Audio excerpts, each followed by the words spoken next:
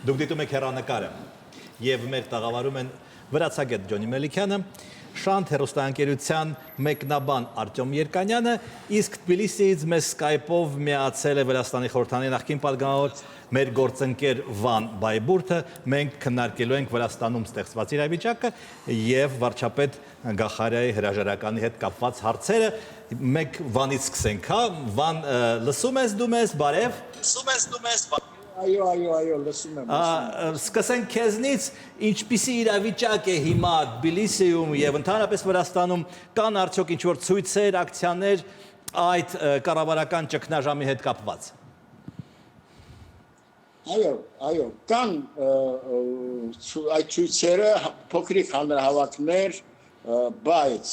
այնքան սովոր ենք մենք բոլորս քաղաքացիներս, որոնք ապրում ենք Վրաստանում եւ Թբիլիսիում, շատ սովորական ենք ընդունում այս ամեն ինչը։ Մի քիչ անսպասելի էր, որ վարչապետ Գախարյան գնաց, նա երևի չուզեց մնալ միայն մի պատճառով, իր հայտարարության մեջ, երևի դուք գիտեք, իր հայտարարության մեջ ինքը ասաց, որ ինքը իր թիմի հետ, այսինքն իշխող կուսակցության հետ համաձայն չէր, որ երեք պետք է գնային եւ դատարանի որոշմամբ ազգային շարժման կուսակցության ղեկավարին բերեն, համաձայն չէր կտրականապես, որովհետեւ երևի դուք գիտեք, որ մի տարի ու կես առաջ հունիսի 20-ին 19 թվականին այն ինչ որ տեղի ունեցավ Թբիլիսիի կառավարական շենքի դիմաց, այն կրակոցներ էին, կային վիրավորներ եւ վարչապետը Գեորգի Գախարյան որոշեց, որ ինքը երևի չպետք է մասնակցի երկրորդ անգամ այդպիսի բանի եւ իր հետ չհամաձայնեցին։ Ես համարում եմ, որ պետությունը պետք է պաշտպանի պետական ինչ որ արժեքները։ Այդ պատճառով ինքը չհամաձայնվեց եւ ինքը հաստորեն գնաց։ Վան, դու կարաս ասես, թե ովքեր են ցույց անողները, իշխանությունը, ընդդիմությունը ով է անում։ Հիմնականում այդ ցուցարարները, այդ բողոքողները հիմնականում բոլոր կուսակցություններն են, բայց հիմնականը ազգային շարժում Միխայել Սաակաշվիլի կուսակցությունն է, որը մի քիչ զարմանալի է, որովհետև վերջի 30 տարվա ընթացքում առաջի անգամ ընդդիմադիր կուսակցությունները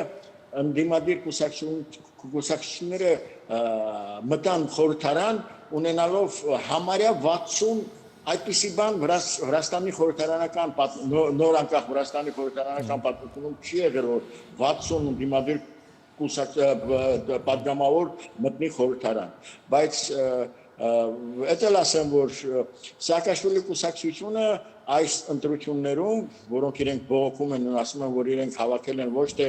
36 պատգամավորատեղը վերցրել, պատգամավոր են դարձրել, ասում են ոչ թե 36, այլ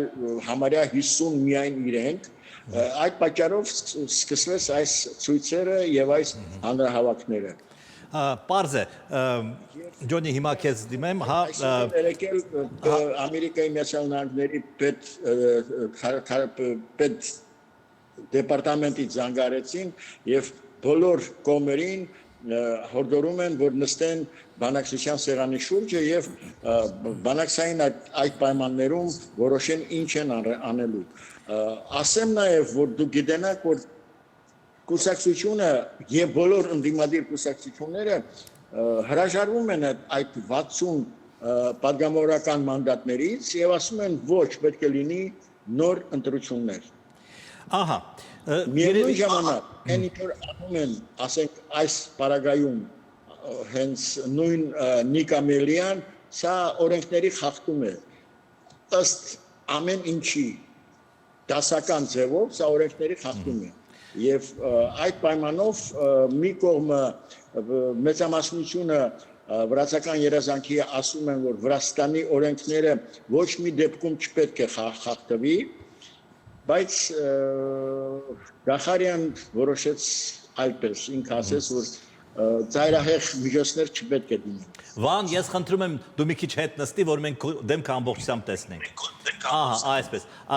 Ջոնի, ընտրությունների արդյունքները ի վերջո այդ ամենը սկսվեց ընտրությունների արդյունքներից, ինչու այդքան դժգոհ մնաց ընդդիմությունը։ Ну, ես կասեի, որ ավելի շուտ էր, հա, այդ ամենը սկսվել, դեռևս պետք է մենք ֆիքսենք 18 թվականի ապրիլ-մայիս ամիսներին անցկացված երիտասարդության բողոքի ցույցերից, որոնք եւս տեղի ունեցան, մասշտաբային էին եւ մի պահ գուցե թվում էր, որ իշխանությունները կրիտիկական իրավիճակում էին, այն ժամանակ Գախարյան ներքին գործերի նախարար էր, բայց դրանից հետո մարեց ակտիվությունը, նշված 19 թվականի բողոքի ցույցերն էին եւ այդ գործընթացը եւ պրոցեսները շարունակվում էին։ Շարունակվեց նաեւ նախընտրական շրջանում եւ քանի որ ընդդիմությունը հանձինս Սաակաշվիլի կուսակցության դժգոհ էին չստանալով ոչ թե իրենց կուսակցության համար, այլ ընդհանուր, հա, ընդդիմությունը, քանի որ չկարողացավ այն տոկոսի շեմը անցնի, որով իրենք կարողանային կոալիցիոն կառավարություն ստեղծեին, որտեղ դե պարզ էր, որ առաջին դերում պիտի հենց Սաակաշվիլի կուսակցությունը եւ թիմակիցները լինեին, այն ժամանակվանից արդեն պարզ էր, որ իրենք չեն ընդունելու այս խաղի նոր կանոնները, չեն ընդունելու արդյունքները եւ շարունակելու են պայքարը, որ արտահերտ ընտրություններ տեղի ունենային։ Բայց համաձայնեք, որ Գախարյանի քայլը, այսինքն հրաժարական տալ այն պատճառով, որ դատարանը որոշել է ուրեմն ձերբակալել ընդդիմության առաջնորդին, դա, չգիտեմ, ասպետական քայլ է, ես այսպես կասեի։ Տեսեք, ճիշտն ասած, իմ կարծիքով այս պատրվակ էր, հիմնական պատճառը նրանում էր կայանում, որ իշխող վրացական երազանքում տարբեր խմբեր կան։ Ուժայինները մի կողմից, Կալաձեն իր թիմի հետ այլ կողմից, այսօրվա, հա, տեխնացու վարչապետի այսպես կոչված կախեթական կլանի ղեկավար Իրակլի Ղարիբաշվիլին մյուս կողմից տարբեր խմբեր կան եւ այս տարիների ընթացքում իրենք ոչ միայն, հա, իշխող թիմով ընդդիմության դեմ էին, Սաակաշվիլու դեմ էին, այլ նաեւ մինի պատերազմներ կային ներսում թիմի եւ տարբեր պաշտոնների, տարբեր վարչապետների նշանակվելու համար տարբեր կոնսենսուսների էին գնում։ Եվ այսօր, երբ որ փաստացի մենք տեսանք, որ Բիդին Իվանիշվիլին որոշեց դուրս գա քաղաքականությունից եւ նույնիսկ լքեց իր կողմից ստեղծված եւ պահված կուսակցությունը, տարբեր ուժային կենտրոններ հասկացան, որ կա հնարավորություն միմյանց միջև հաշվեհարդարի։ Եվ այս պարագայում տուժեց Գեորգի Գախարյան, ում թիմը ավելի փոքր էր եւ ինքը կողմնակից էր կոնստրուկտիվ քայլերի եւ նույնիսկ տեսեք հնարավորություն տրվեց ընդդիմությանը 4 ռաունդ բանակցությունների նոյեմբեր-դեկտեմբերին, երբ որ ԱՄՆ եւ ԵՄ դեսպանների միջոցով ընդդիմությունը ի վերջո հանդիպեց իշխանությունների հետ, բայց ինչ որ մի ընդհանուր գաղափարի չեկան։ Իրենք պահանջում էին արտահերտ ընտրությունների անցկացում, փոփոխությունը, հա, ընտրական համակարգի դեպի 100% համամասնական, իսկ իշխանությունների համար կարմիր գիծն էր անցնում այդտեղով, իրենք ասացին, եկեք պարլամենտի աշխատանքներին մասնակցեք, ստեղծենք քննիչ հանձնաժողով, որը կպարզի, եթե եղել են խախտումներ եւ այդ խախտումների տոկոսը, հա, 1%-ից ավել կարող էր ազդել ընտրությունների արդյունքին, այն ժամանակ մենք կարող ենք գանք ընդհանուրի եւ նոր ընտրություններ անցկացնել։ Եթե չէ, խնդիր չկա։ Իսկ այս պարագայում ստացվեց, որ Գախարյան տալիս էր շանս ընդդիմությանը, իսկ հաղթեց այս իշխող թիմի այն մեծամասնությունը, որը կողմնակից են կտրուկ ավելի հստակ կոշտ քայլերի։ Եվ այսօր արդեն իրենց կողմից առաջադրված վարչապետի տեխնացուն կգնա այն քայլերի, որոնք իմ կարծիքով ընդդիմության համար այդքան էլ ընդունելի չեն։ Իրենք ուրախացան, որ վարչապետը հրաժարական տվեց, բայց տխրեցին մի քանի ժամ անց, երբ որ իմացան նոր վարչապետի տեխնացուի անուն ազգանունը։ Արտյոմ, Հայաստանի եւ Վրաստանի նման երկրներում ներքին քաղաքական խնդիրները անպայման կապված են արտաքին քաղաքական խնդիրների հետ։ Այդպես է նաեւ երևի այդ դեպքում։ Բնական է, թեև մեր գործընկեր Վանը հիշատակեց, որ Միացյալ Նահանգները կոչ արեցին երկու կողմերին էլ բանակցությունների սեղան նստել, հա, զսպվածություն ցուցաբերել, այնուամենայնիվ իհարկե արևմուտքը իր շահը այստեղ ունի,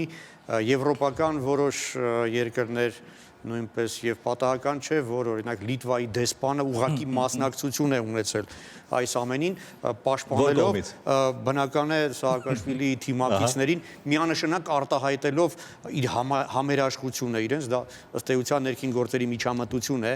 իսկ Լիտվան այն պետությունն է, որը սովորաբար ինքնուրույն քայլեր հազվադեպ է անում։ Այդ իմաստով իհարկե սա աշխարհակաղակական գլոբալ գործընթացների մի մասն է, մանավանդ նկատի ունենանք, որ տարածաշրջանում այսպես կտրուկ փոփոխություններ տեղի ունեցան եւ Ղարաբաղյան պատերազմը, որի արդյունքում Ռուսաստանը փորձում է ողջ տարածաշրջանը վերաձևավորել։ Այդ իմաստով Վրաստանում եւս կարող են տեղի ունենալ իրադարձություններ, որոնք կազդեն աշխարհակաղակական գլոբալ process-ների վրա։ Հայկական գործոն այս ամենում եւս իհարկե անուղղակիորեն կարող է լինել, մենք չենք կարող անտարբեր լինել այն ամենին, ինչ Վրաստանում է տեղի ունենում, եւ բնական է մեր հայացքը սուբյեկտիվ է եւ մենք փորձելու ենք հասկանալ մեր շահից ինչ է բխում։ Միգուցե, չգիտեմ, վրացական երազանքը Վրաստանի համար արդեն ինչ-որ մի պահ կգա, որ անցած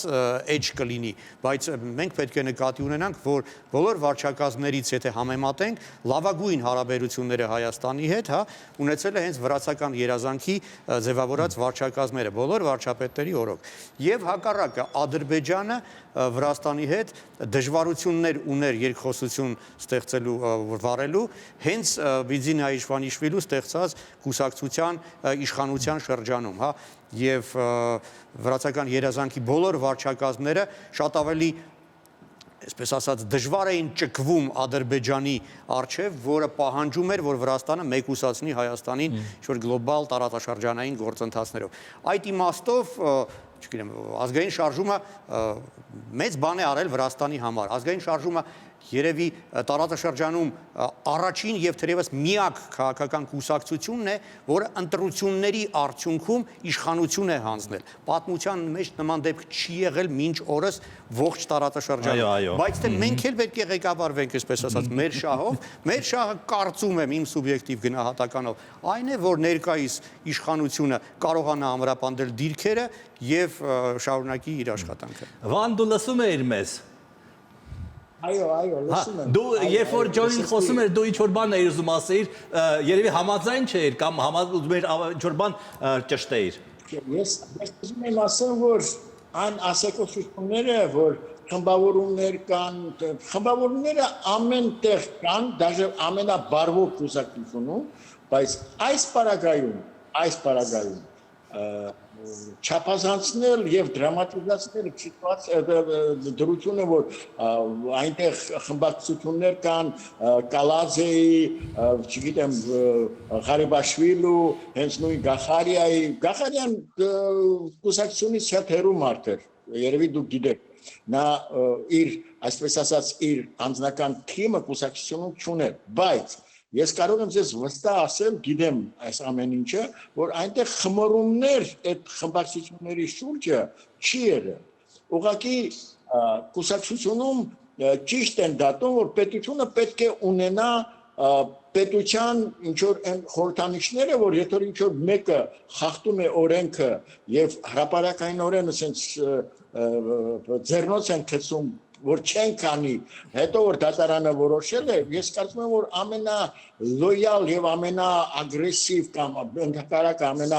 չգիտեմ, ամենաժողովրդավարական պետությունը պետք է ինչ-որ ցույց տա, որ պետություն կա այս։ Եթե դատարանը որոշում է ընդունել, դու գնա բողոքի եւ գնա վճռաբեկ դատարան եւ այդպես լուծի, այլ ոչ թե խոսքի համար։ Ես ուղղակի ասում եմ, որ դուք գիտենաք, որ Գախարիայի քայլը մենակ մի բանում է, քանի որ իր վզի վրա կար 1919 թվականի հունիսի կրակոցները խորհրդարանի դեմ, որտեղ վիրավոր երկու աղջիկ կորցրեցին աչքեր, մեկը ցանդր վիրավորվեց եւ այլ, նա իր վրա չվերցրեց, նույն ես կարող եմ պարալելներ ասենց անցկացնեմ եւ ասեմ, որ Հայաստանում էլ ինչ որ մեկը չգնաց ինչ-որ քայլերին, երբ որ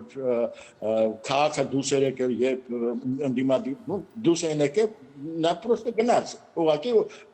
իմ կարծիքով, որ չկրկնվեր ինչ-որ 10 տարվա պատմությունը որտեղ կրակոցներ էին լսվում եւ Վան, այդ առումով դու ինչ կասես Իրակլի Ղարիբաշվիլիի մասին, որը եղել էր արդեն վարչապետ 5 տարի առաջ։ ու մասին ես չլսեցի։ Վարչապետի հնարավոր տեխնացու Ղարիբաշվիլիի մասին, որը արդեն եղել էր այդ պաշտոնում։ Ես ինձ ասեմ, իհարկե ինքը ոնց որ ասում են պետականորեն մտածող հանձնավորություն է, չնայած տարբերությունը Գախարիայի եւ Իրակլի Ղարիբաշվիլի միջև կայանում է նրանում, որ Իրակլին բարձրագույնը ստացել է Փարիզում, իսկ Գեորգին բարձրագույնը ստացել է Մոսկվայում, MGU-ն համարվել։ Այսինքն չնայած մի քիչ շատ ուժեղ պետք է լիներ Գախարյան, որ այդպիսի մոմենտներին ասել, որ չի կարելի սա անել եւ ելի նորից ցույց տային, չգիտեմ, Բրունսկ երևի չպետք է ցույց տան, բայց հենց առաջի իր հայտարարության մեջ Իրակլին ասեց, որ գալիս եմ, եթե խորհրդարանը ինձ կհաստատի, ես գալիս եմ կարգ ու կանոնը վերականգնելու, պետք է կարգ ու կանոնը երկրում պետք է աշխատի, այլ ոչ թե ինչ-որ անարխիա լինի երկրում։ Այդ առումով ասել է, երբ ես անդիմությունը շատ վատ ընդունեց, դրամա հիմա ընդդիմություններն են հիմա հորինում ասենք դուք գիտեք ինչ որ խմորումների մասին, խմբակցությունների մասին կուսակցությունում, բայց հիմա սկսում են աշխատել այդ դոլերը, ստերը բանի մասին, Իրակլի Ղարիբաշվիլու մասին, բայց Իրակլին շատ մեծ փորձ ունեցող անձնավորություն է, որովհետև ինքը 32 տարեկան հասակում, 31 տարեկան հասակում ինքը 2 տարի աշխատեց, համարյա 2 տարի աշխատեց երկրի ներքին գործերի նախարար, իսկ հետո երբ որ Բիջինա Իվանիշվիլին հրաժարական տվեց գնաց, ինքը դարավ եւ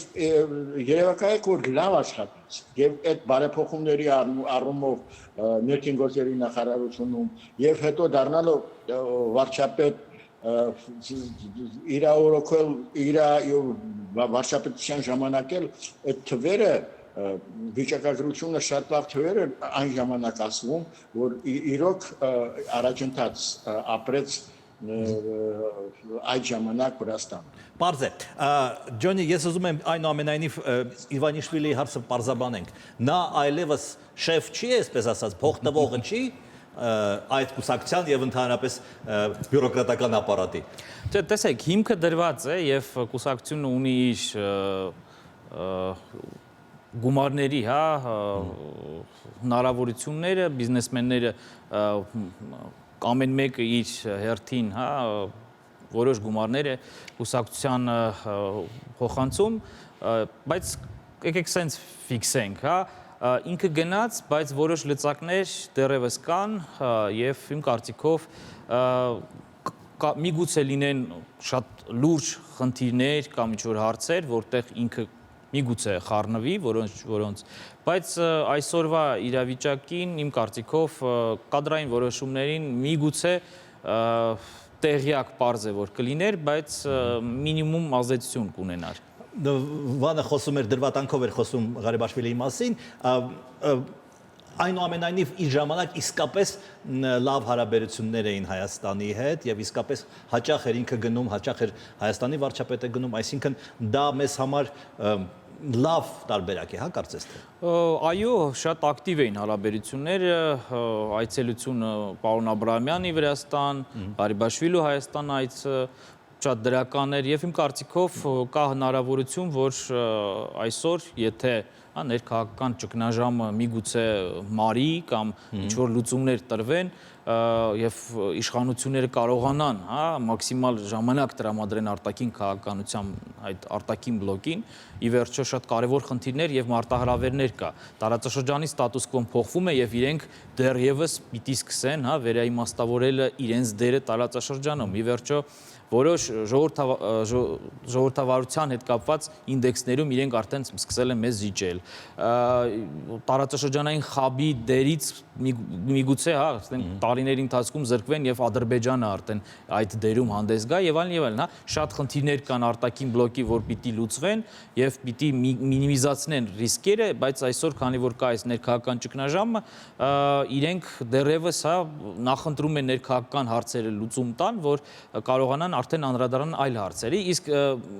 փոփոխության հետ կապված ասեմ, որ բացի, հա, այդ ներկուսակցական հարցերից, այստեղ շատ պարզ է, որ քանի որ որոշ իրավիճակներում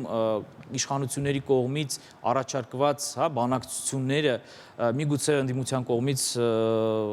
հասկացվել են որպես թուլություն, իմ կարծիքով նաև տրամաբանականներ միգուցե հենց Գախարյան հասկացավ, որ պետք է տալ հնարավորություն այլ ձև, հա, այս հարցերը լուծելու, քանի որ նույն ընդդիմությունը դեռևս անցած տարվա սկզբից անընդհատ տարբեր բանակցությունների արդյունքում մարտի 8-ին իրենք ստորագրեցին համաձայնագիր, հենց հուշագիր, հենց ԱՄՆ դեսպանի տանը, որից հետո նույն այդ փաստաթղթերի փաթեթին հավանություն տրվեց պարլամենտը, բայց Սաակաշվիլի կուսակցությունը նախկինում, հա, Եվրոպական Վրաստան, որ ազգային շարժումից առանձնացել էր, իրենք չեն քվեարկել։ Իրենք համաձայնվեցին, բայց դրա տակ իրենք չստորագրվեցին, հա։ Դրանից հետո ընտրություններն է եւ այսօր միգուցե տրամաբանականներ եւ նույն Գախարյան, հա, հայտարարվեց Կոբախիձեի կողմից կուսակցության նախագահի, որ Գախարյան համակարծիք չէր մեր հետ, բայց ինքը իր փաստարկները չկարողացավ իր փաստարկներով մեզ համոզի, որ իր ուղին ճիշտ է։ Միգուցե քանի որ փորձը կար այս ամիսների, որ պրոգրես չապահովվեց, որոշում կայացվեց մեծամասնության կողմից, որ միգուցե տանք հնարավորություն այլ մոտեցմանը, ինչը իմ կարծիքով կբերի արդեն որոշ ավելի կտրուկ քայլերի եւ շատ կարեւոր է, որ ֆորս մաժորային իրավիճակներ չլինի, ուժի անհամաչափ կիրառում տեղի չունենա, իսկ ընդդիմությունը իմ կարծիքով բոլոր հասկանում են, որ փորձելու է գնա սադրանքներին, որ ամեն մաքսիմալը քաղի այս իրավիճակից։ Տարածաշրջանային հաբի մասին, հա, որ Ջոնին խոսում է, կարող է պատահել, որ ինչ որ ուժերին ձեռնտու չլինի այն բանակցությունները, որոնք պարբերաբար վարվում են Ռուսաստանի հետ, Աբխազիայի ճանապարհը բացելու առումով եւ դա ինչ որ ձևով ազդում է Վրաստանի ներքաղաքական կյանքի վրա։ Տեսեք, երբ հայտնի դարձավ, որ Աբխազիայի խորհրդարանը պաշտոնապես դիմել է պետական դումա, իսկ իմ ունեցած տեղեկություններով նաև Հայաստանի որոշ պետական ատյաններ առաջարկելով քննարկել աբխազական ճանապարհը վերագործարկելու այդ գաղափարը, Երևանից արձագանք անուղղակի եղավ, Մոսկվայից եղավ, Վրաստանը որևէ կերպ չարձագանքեց։ Հավանաբար պատճառը այս ներքաղաքական ճգնաժամն էր, քանի որ Վրաստանում հասկանում էին, որ ինչ էլ չասեն օգտագործվելու է իրենց դեմ։ Բայց ես չեմ կասկածում, որ միևնույն է հասունանալու է այդ բանակցությունները վարելու անհրաժեշտության հարցը եւ եթե այդ բանակցությունները լինելու են, պարզ է, որ ներկայիս իշխանության օրոք այդ բանակցությունները շատ ավելի արդյունավետ են լինելու եւ կարող են առարկայական արդյունք տալ։ Եթե իսկապես լինի նոր ընտրություն, իշխանափոխություն, պարզ է, որ, չգիտեմ, Նիկանոր Մելիայի ղեկավարած կառավարության օրոք Վրաստանի եւ Ռուսաստանի միջեւ որևէ բանակցություններ լինել չեն կարող, քանի որ Նիկանոր Մելիան շատ տեսական տարբերակ է, համաձայնիր։ Գիտես ինչ, դա պարզ կլինի փետրվարի 25-ին, երբ ընդդիմությունը խոշոր հանրահավաք է գումարելու եւ այդ օրը պարզ կլինի ինչ որ զարգացում կունենա այս շարժումը թե ոչ, որովհետև Սաակաշվիլին հակված է կտրուկ քայլերի, նա հայտարարել է, որ իր թիմակիցները փլուզելու են պետական ապարատը ներսից, թեև նա մինչ այժմ էլ նման հայտարարություններ անպագորգոր անում էր, բայց իսկապես չի բացառվում, որ ամսի 25-ին սկսվի մի նոր process եւ ավելի շուտ, օրինակ վաղը Նիկանոր Մելյան դուրս է գալու իշխող կուսակցության գրասենյակից, ուր ինքը մի քանի օր մնացել է եւ իշխանությունները խոստացել են նրան ձերբակալել։ Եթե վաղը նրան ձերբակալեն, կարող է իրավիճակը դուրս գալ վերահսկողությունից եւ սկսվի բոլորովին այլ բնույթի process։ Այդ ամենը բացառել չեն կարող, այդ իմաստով Հայաստանի հետ որոշակի զուգահեռներ կան։ Իդեպ նաեւ հետաքրքիր մի զուգահեռ Վրաստանի ընդդիմությունը նույնպես պահանջում է ոչ թե այսօր անցկացնել արտահերթ ընտրություններ, այլ ձևավորել տեխնոկրատներից բաղկացած ժամանակավոր կառավարություն, որը կղեկավարի մի անձ, Որը ազգային փրկության չի լինի այն, այս սակայն։ հաջորդ ընտրություններին խոստանալու է չմասնակցել եւ ահա այդ ժամանակավոր կառավարությունը անցկացնի ընտրություն։ Շատ նման է մեզ հետ։ Եվս շատ կարևոր կետ կա, որ Սահմանադրության Վրաստանի բոլոր ընտրությունները, որոնք անցնում են պետության տարածքում հոկտեմբեր ամսին են անցնում։ Դրա համար եթե հենց վաղն էլ ուզեն ընտրություն անել, իրենք պիտի սպասեն մինչև հոկտեմբերի 1 առնվազն, որ հենց հոկտեմբերի 1-ին անեն եւ դրա համար միգուցե այս տարբերակն են եւս ընտրել, նայելով երևի թե հայկական փորձին ինչ է արվում Հայաստանում։ Վան դու ցավոք սրտի Երևանում չես, դրա համար երբ որ դու խոսում ես Skype-ով, մենք քեզ չենք լսում, որ հաջորդ անգամ Երևան գաս, անպայման ստուդիայում կխոսենք։ Դու ինչ որ բան ես ուզում ավելացնել։ Ես ուղղակի ուզում եմ այստեղից մի բանի մասին ասեմ, հələ հիմա Մի քիչ հետ նստի։ Վան ջան, մի քիչ հետ նստի։ Մի քիչ հետ նստի, որ դեմքդ ամբողջությամբ տեսա։ Ասա։ Արտեմը հիմա խոսեց Աբխազիայի խորհրդարանի որոշումը, որը դիմել է բանին Ռուսաստանի դիմային ճանապարհը բացելու համար։ Ես համարում եմ, որ մենք ինքներս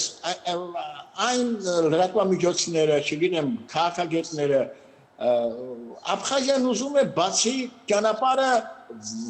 Աբխազիա-Վրաստան ճանապարհ։ Երբ որ մենք ասենց նախորոք ասում ենք, որ թվում է մենք ենք Հայաստանն է առաջի հերթին ուզում։ Ես համարում եմ, որ Վրաստանն էլ է ուզում, բայց երբ որ մենք առաջնայինը դարձնում ենք Հայաստանի մեջ չեմ կարող ամեն ինչ ասեմ, բայց ինչի ենք մենք Աբխազիան ուզում է որպես անկախ պետություն ուզում է ճանապարհը բացի հարևան ոնց որ իրանք են ասում, մենք չենք ճանաչում իհարկե այդ, բայց ինքը ուզում է Վրաստանի հետ ճանապարհը բացի, հետո դեպի ուր կգնա այդ ճանապարհը, դեպի Թուրքիա, դեպի Պարսկաստան, դեպի Հայաստան, դեպի Ադրբեջան, սա արդեն հարցի երկրորդ մասն է, բայց ոմանք զուտ հատուկ ասում են իմինը հատուկ ուզում են բացեն Հայաստանի համար։ Ու հասկանում եք, ես համարում եմ, սա ճիշտ մոտեցում չի, որ ասում են դրա համար։ Ճանապարհով դուք գիտեք, որ Լարսով 1000 մեքենաներ են բացի Հայաստանի մեքենաներից, Թուրքիայի մեքենաներ են գնում, Պարսկաստանի մեքենաներն են այդ ճանապարհով գնում, բայց ինչ որ մի պետություն, որ լսում է Հայաստանի անունը, սկսում են ու մենք պրոստը խանգարում ենք այդ գործընթացին։ Վան մի հարց էլ ունեմ ես քեզ։ Դու հիշատակեցիր անցած տարվա ամառային դեպքերը, այդ ժամանակ նաև այս ստուդիայում խոսակցություններ կային, որ այդ անկարգությունների հետ կապված են որոշակի շրջանակներ Թուրքիայից եւ Ադրբեջանից, քանի որ Թուրքիան եւ Ադրբեջանը ունեն կապիտալ Վրաստանում, նրանք նաև գործատեր են եւ այդ գործատերերը կարող են ազդել նաև այդ անկարգությունների վրա։ Դու համաձայն ես դրա հետ թե չէ։ Ես համոզված եմ մի բանում, որ այդ վլիանիը, այդ ազդեցությունը իրենց ազդեցությունը վրաց էլեկտորատի վրա, Վրաստանի վրա, այդ մակարդակի օրերներ հաշվեք, որ вообще Վրաստան պետությունից ոչինչ չէր մնա, ինչ եք ասում, իհարկե ոչ, ես համաձայն չեմ դրան։ Բոլորը աշխատում են շատ ակտիվ կերպով, այո, գիտենք ով ինչ է ու որտեղ է մուծում, ինչ է անում եւ դրա մասին ավելի լավ գիտի հենց վրաց պետությունը եւ վրաց ընդդիմադիրները, այդ ընդդիմադիր կուսակցությունները, որոնք բացիաբայց խոսում են դրա մասին շատ բարձրաձայն եւ զգուշացնում են, որ այնպես չլինի, որ ինչ որ բան